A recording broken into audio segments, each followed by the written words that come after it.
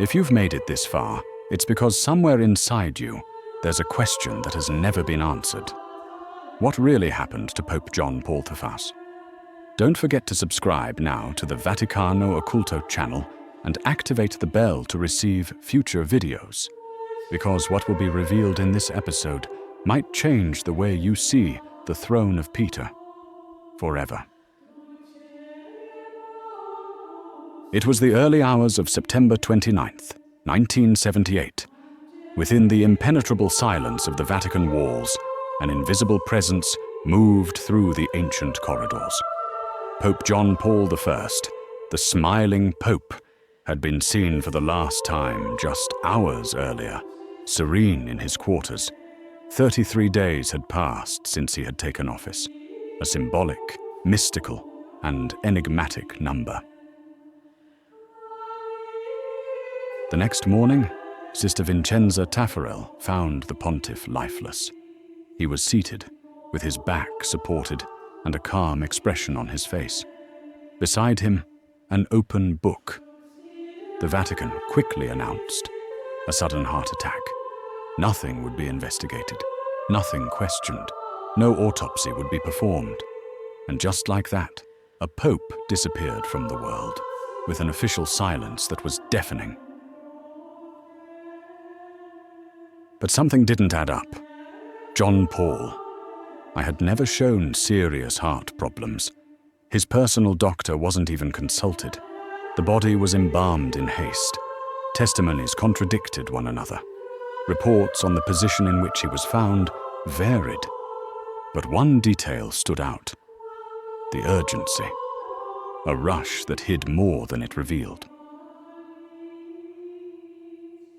While the bells of the eternal city tolled in mourning, whispered voices echoed through the corridors. The new pope wasn't just kind, he was dangerous, because he knew too much, and perhaps he had dared to go too far. What began as a silent death was about to turn into the most controversial conspiracy in the Church's history. What few knew at the time was that John Paul I had ascended to the throne of Peter with a silent mission. Humble, discreet, but determined, he carried a deep conviction. The Vatican needed purification, and that cleansing would begin at the financial heart of the Church. The target was clear, and it had a name. From his very first days as pontiff, John Paul I showed discomfort with the luxuries of the Roman Curia. He dismissed some of the protocol, refused the papal crown, and asked for simplicity in his quarters. But behind this unassuming demeanor, there was a plan that involved the Vatican Bank, and with it, figures who preferred darkness to light. One name that drew attention was Archbishop Paul Marcinkus, president of the Vatican Bank. Tied to financial scandals and with suspicious connections to international institutions, Marcinkus seemed untouchable, until John Paul then began asking questions, many questions, softly but firmly, and those who ask too much in the Vatican don't remain for long. Unofficial reports indicate that the Pope was already preparing a list of transfers and dismissals. Among the suspected names were high-ranking clergy, and even more troubling, priests associated with the Masonic Lodge Propaganda Due, or P2, a secretive organization that behind the scenes influenced governments, banks, and apparently the Church itself. The idea of a pope declaring war on Freemasonry, infiltrated within the Vatican, wasn't just bold, it was dangerous. John Paul. I knew he was tampering with structures that extended far beyond sacred walls, and yet he pressed on. In that brief month of papacy, he touched wounds that others had avoided, and he would pay the price for it. A price that, for many, would be called eternal silence. John Paul's decision to investigate the Vatican Bank was not impulsive. From the first internal reports, he could see that the church's finances were contaminated. Unexplained transactions, diverted donations, suspicious investments. And behind it all, one name kept resurfacing: Paul Marcinkus, the most powerful man within the sacred bank. Marcinkus did not operate alone. His ties to Banco Ambrosiano, led by Roberto Calvi, raised serious suspicions. Calvi would later be known as God's banker, but his involvement in money laundering, corruption, and mafia connections formed a dangerous web, one that the newly elected Pope seemed ready to unravel. The link between the Vatican Bank and Ambrosiano involved hundreds of millions of dollars. Money flowed through secret accounts, fictitious foundations, and international operations. Among the beneficiaries were influential names both inside and outside the church. The transparency John Paul I sought to implement would mean, in practice, the dismantling of this entire clandestine structure. For those involved, the threat was real. The Pope had begun requesting documents, private meetings, and answers that had not been demanded for decades. There was urgency, and there was tension. One of the most persistent rumors is that, on the eve of his death, Luciani had received crucial information about financial dealings connected to the P2 Masonic Lodge. He had read names, read figures, and decided to act. What he perhaps didn't know, or knew all too well, was that he was surrounded. Inside the Curia itself, many feared his investigations would trigger a collapse of trust. The Vatican Bank was more than just a financial institution. It was a vault of secrets. To expose it would mean revealing not only shady practices, but also decades-long alliances. And in that game, truth was the greatest danger of all. John Paul I's investigation was not limited to finances. He knew that money was only the surface of something deeper. At the heart of the Vatican, names were circulating, names associated with Freemasonry, men in cassocks and rings who belonged to the secret lodge Propaganda Due, the infamous P2, a hidden brotherhood that, according to investigations, had penetrated the very foundations of the church. P2 was not an ordinary Masonic lodge. Involved in coups, espionage, political scandals, and money laundering, it operated as a parallel power structure. Its members included judges, bankers, generals, and cardinals. Yes, cardinals. The list was long, and John Paul I was said to have received a copy of it, or at least part of it, shortly before his death. The Catholic Church has always officially condemned Freemasonry, but behind the scenes, the ties were growing. P2 offered protection, influence, resources, and silence. A pope determined to sever those ties represented an unprecedented threat. Breaking with infiltrated Freemasons meant striking at a network that operated with surgical precision, protected by decades of secrets and pacts. According to some sources, John Paul I intended to publicly announce the expulsion of several individuals linked to Freemasonry. It was not merely a symbolic act. It would have been devastating, an internal earthquake.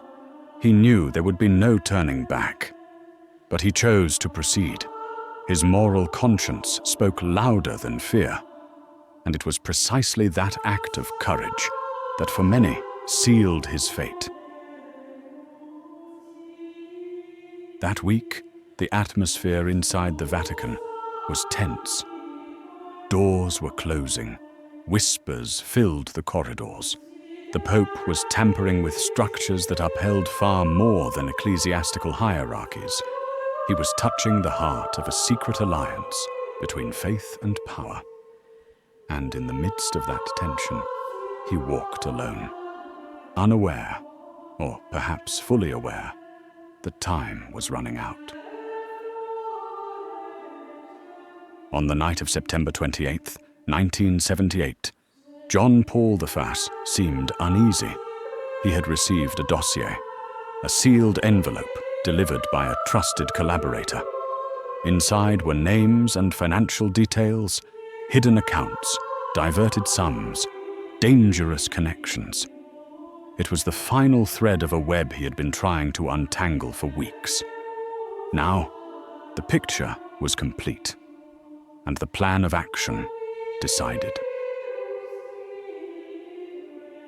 That same night, he allegedly confided in an aide that he would initiate changes the very next morning. He planned to call a meeting, formalize the removal of names tied to P2, and demand official explanations regarding the Vatican Bank. It would be the first concrete step against Freemasonry and financial corruption. A gesture that would not go unnoticed. Shortly after, he retired. He declined medical attention, as was his habit. He was calm, they said, but some noticed that the atmosphere in the corridors felt different. Swiss guards would later report, under anonymity, unusual movements, doors opening at odd hours, shadows in the hallways. Yet no official report was ever filed. By dawn, his body was found, seated with a serene expression. Some claim he held a piece of paper. Others say there was a book on his desk. Strangely, none of these objects were mentioned in the official reports. Testimonies conflicted. The nun who found him was instructed to remain silent. And what was once confusion became oblivion. No autopsy was performed. The official version stated a heart attack. But years later, experts would raise questions. Why would a healthy pope die so suddenly? Why was his body embalmed with such haste? Why was no medical investigation authorized? The archbishop in charge of funeral logistics vanished from the spotlight. And what should have been mourning became mystery. Rumors persist to this day. Was he poisoned with digitalis, or perhaps a blend of hard-to-trace substances? Several scholars claim his glass of water, left by the bed, was never examined, and that the composition of his bodily fluids was never recorded, a lack of evidence that, paradoxically, strengthens suspicion. With his death, everything stopped. None of the planned reforms moved forward. No investigation was resumed. Silence triumphed once again. But for those who study the inner workings of the Vatican, those final hours were not just the end of a short pontificate.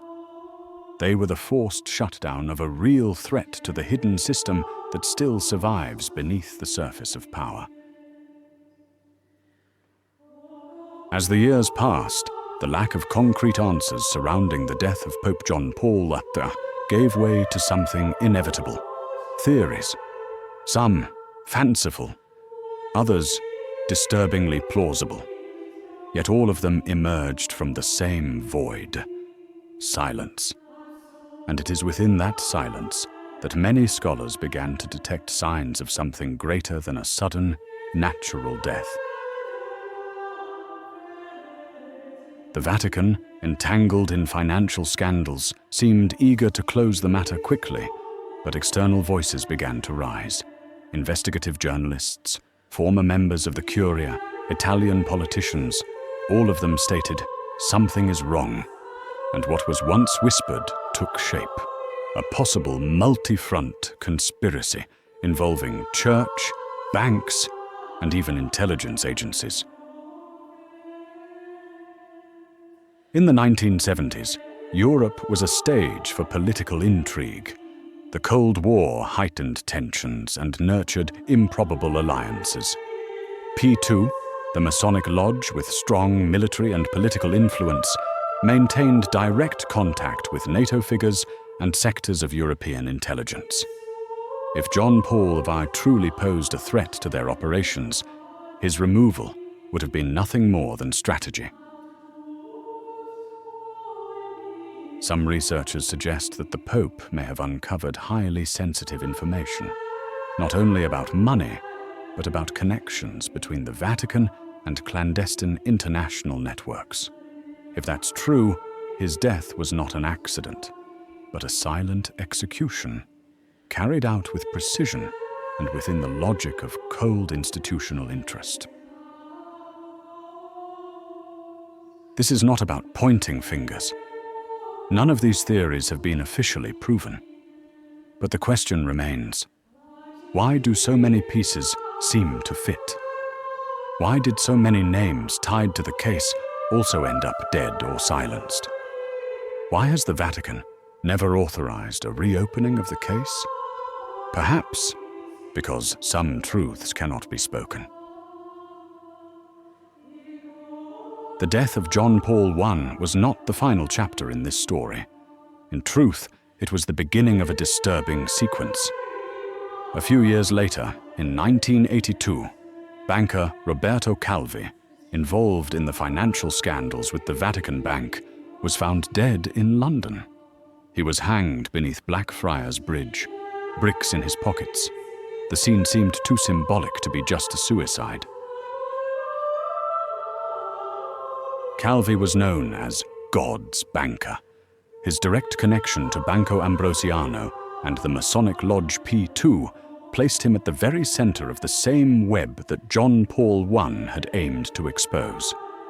After his death, investigations revealed multi-billion-dollar deficits, false accounts, and financial transactions involving even Vatican foundations. Once again, everything ended in silence and mystery. Before Calvi, another name had fallen, Michel Sindona, a financier of political campaigns, mafia ally, and also linked to the Vatican. Sindona was convicted of fraud. In 1986, while in prison, he died from poisoning. It is said he drank contaminated coffee. Officially, a suicide. To others, just another pawn sacrificed in the game. The succession of these deaths raises an inevitable question. Was it all just coincidence? Or are we witnessing a network of selective silencing? Calvi, Sindona, John Paul I. 3 men with access to dangerous secrets. 3 deaths surrounded by contradictions. 3 stories that intersect at a single point.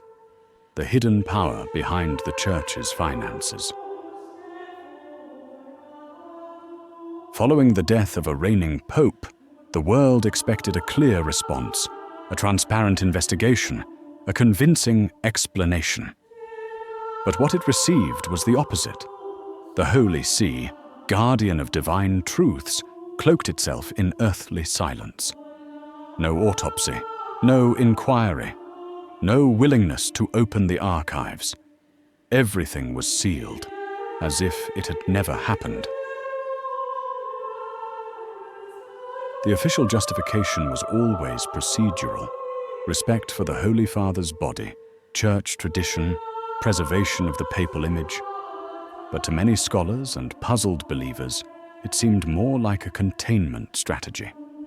Because when facts are inconvenient, silence becomes a shield, and that's exactly what occurred.